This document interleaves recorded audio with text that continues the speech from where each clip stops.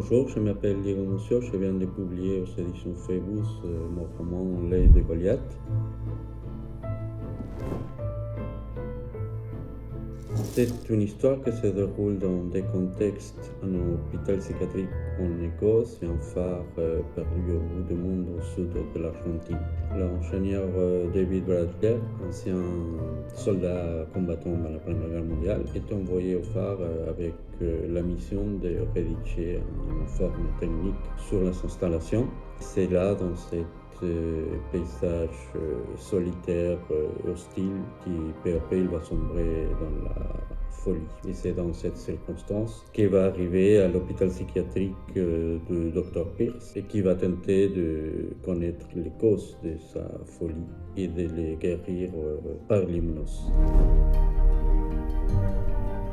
Je construis l'atmosphère du roman à fur et à mesure que j'écrivais. Je ne fais pas des plans préalables, je me laisse porter par l'histoire, par le personnage. D'une certaine manière, c'est l'histoire elle-même qui me guide, qui impose ses règles. Dans une histoire comme celle-ci, où dans l'histoire parfois intervient l'horreur, j'essaie de ne pas être trop descriptif et de montrer ce qui est nécessaire pour la progression du récit.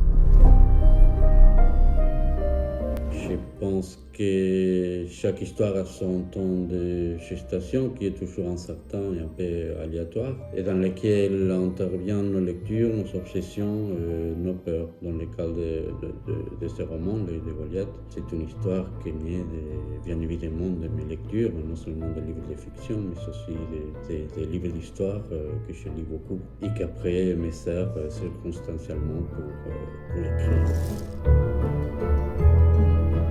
J'écris depuis nombreuses années, donc ma relation avec l'écriture est presque fusionnelle, je dirais. Je me suis à écrire tous les jours. Parfois, je me lève très tôt avant d'aller travailler pour écrire un peu.